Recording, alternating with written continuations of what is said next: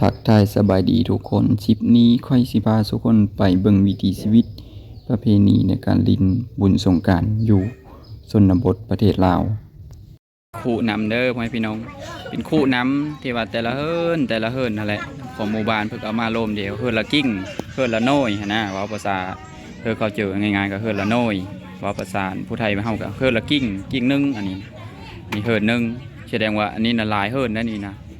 นี่เพิ่นก็เอามามีน้ำอบน้ำหอมดอกคูณขีมีนไปเลยเอามาคือ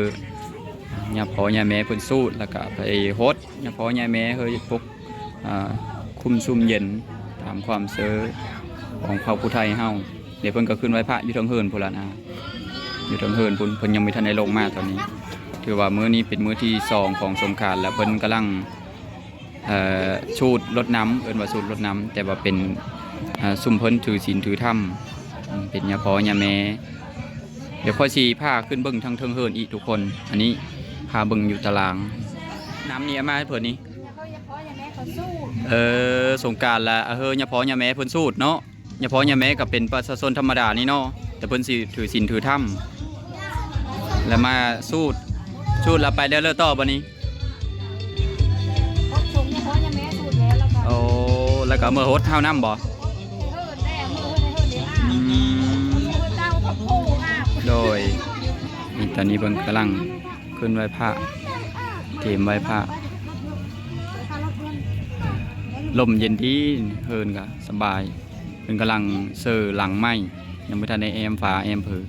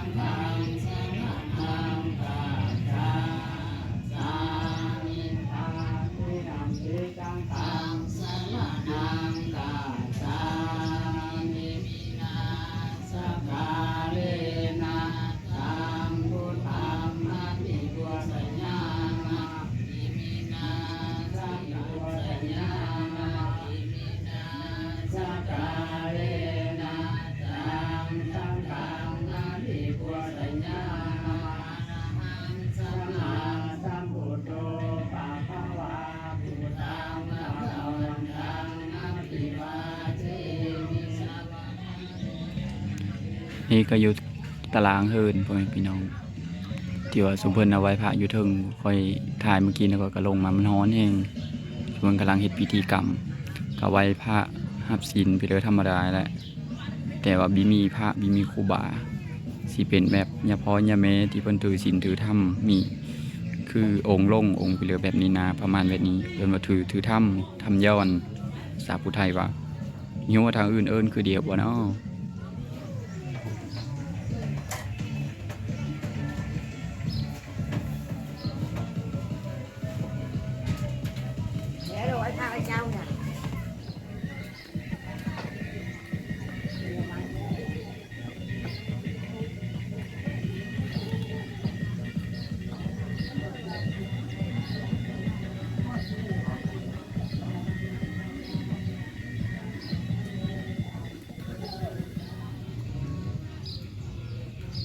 เพิ่นก็ไหว้พระแล้วล่ะทุกคนเพิ่นก็ลงมาเดิมสูตรน้ำต่อแล้วปะนี้นี่อันนี้เป็นยาพอเยอเนาะเพิ่นถือเพิ่นเป็นยาพอเยอ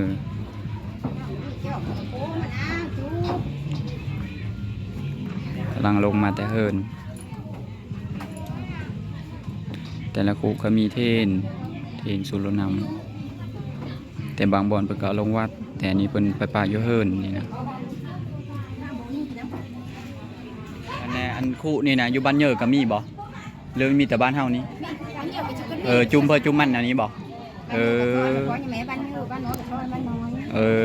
มีแม่นมีโลมเดียวเนาะแยกเนาะ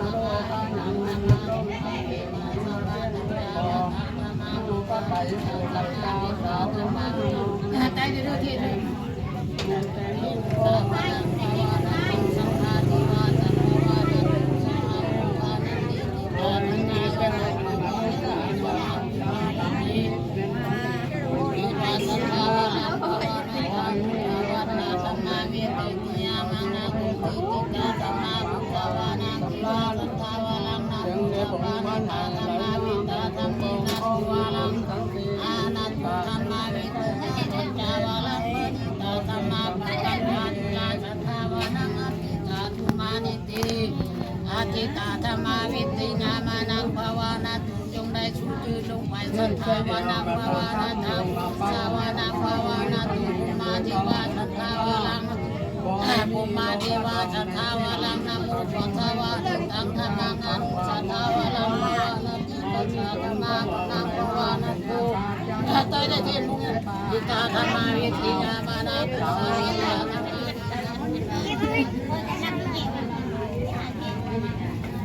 อ่อนแก่นกได้มันนายเบิ่งหนัง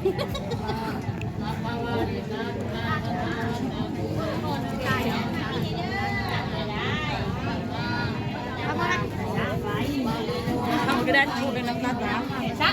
มาให้เด้อดิ้นมาเลยดิ้นมาเลย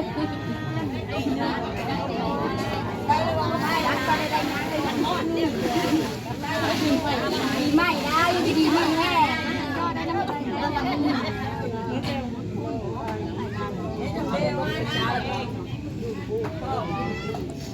แล้วระบบชีวานาเปียนาอาเปียตาวันเปียตาลุมันที่ไทยเปียจะไปยังไงเอาที่นี่วันไปยังเป็นอะไรเยอะมากตอนนี้เพิ่นกำลังสูตรพ่อแม่พี่น้องเพิ่นกำลังสูตรสูตรรดน้ำทางยาพอยาแม่เพิ่นก็ยืนเล่นแถวเดียวแล้วก็มียาพอยืนแล้วอยู่ทึ่งเพิ่นเป็นผู้ตั้งนะโมแล้วก็สูตรแต่ละอาจารย์แต่ละยาพอยาแม่ก็สูตรบทบทเล่านี่ก็ประชาชนผู้เอาน้ำมาสูตรรดน้ำนั่งท่าเอาคู่แน่นั่งเฮือเพิ่นโฮดแน่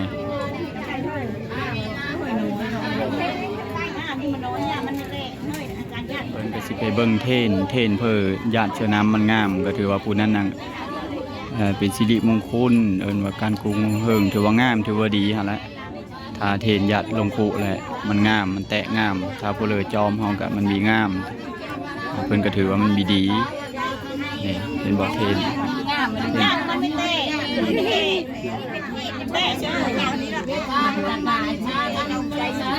ตัวนี้จะงามตัวนี้บอกแบเนาะ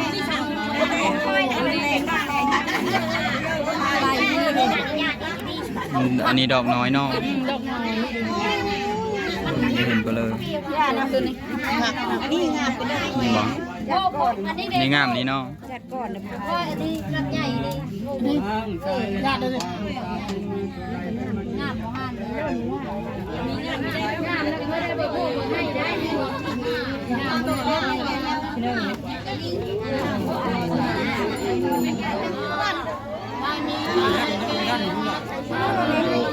กำลังโพสต์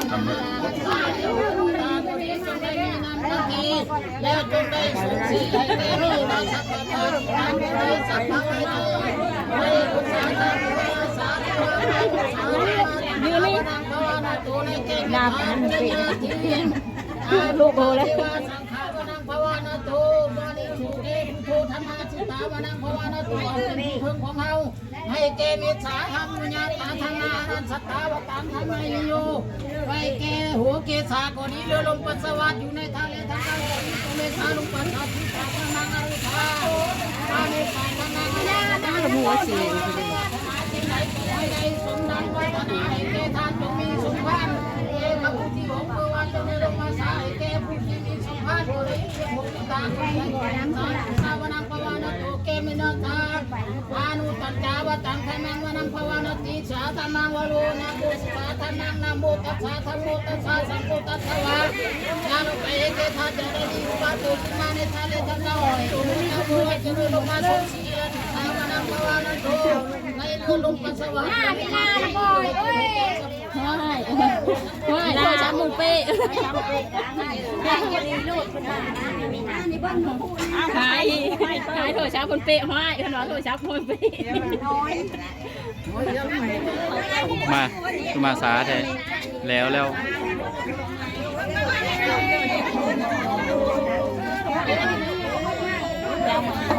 ก็เลยฮดเนี่ยพอแล้วบัดนี้ครับแล้วเดี๋ยวฮดขอส่งเนี่ยพอเยอะเนี่ยพอในที่นี้บีแมนว่าเป็นพระเป็นสงฆ์แต่เพิ่นถือถ้ำย้อนเวลาเจ็บเป็นโซ่ไปเลยครับเพิ่นมาเป่ามาเยา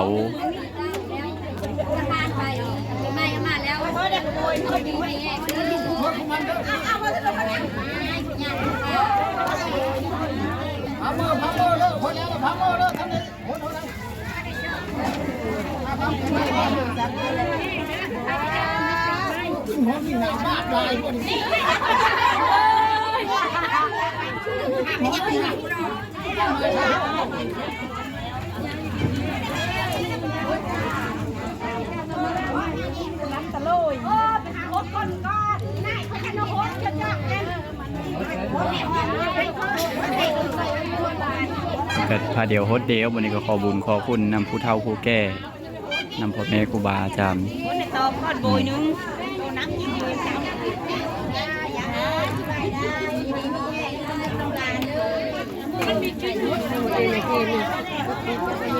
ได้ขออนุญาตเด้อยาเด้ออยู่ดีมีแห้งได้ดูน้ำลานได้ปีใหม่ได้อยู่ดีมีแห้งสายปีใหม่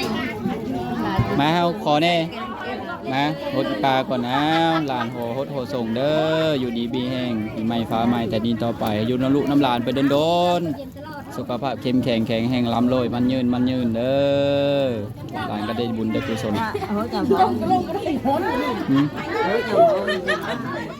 เดี๋ยวฮดเนี่ยพอ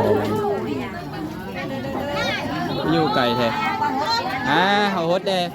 ฮดเนี่ยพอเด้อนี่เดี๋ยวพอเลงผู้หลานได้มาฮดมาส่งอยู่ดีไม่แห้งเด้อขอบุญขอคุณนำมีเฮอบาปกรรมลงเกินอันใดกันขอเฮออโหสิกรรมขอเฮออายุมันขวัญยืนล้ำเลย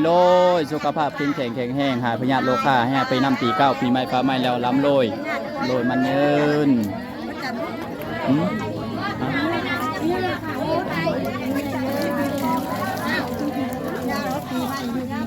เอา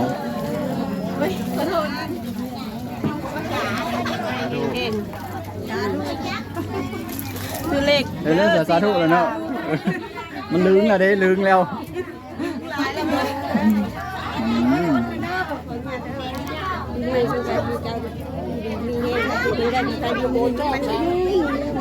เอาเส้นเดียวเด้อสุขภาพกินแข็งแห้งคือเดียว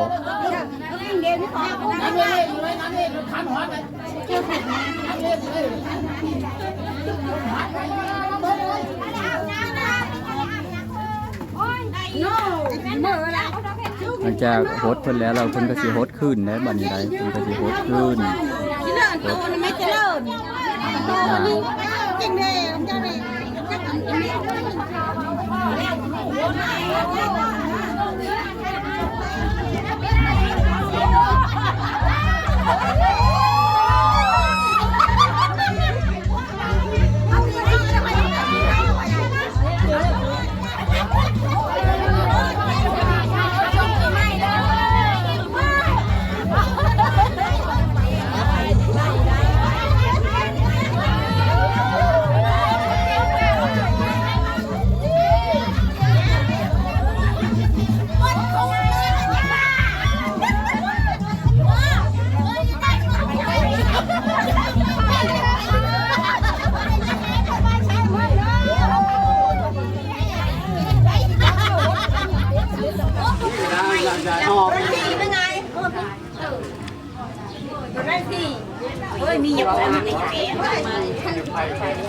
โมยุ่งแล้วเพนอ่ะเงินดีเป็นไงได้สิเฮ้ยมีอย่างไรมีขอไปโมยุ่งแล้วเพนอ่ะ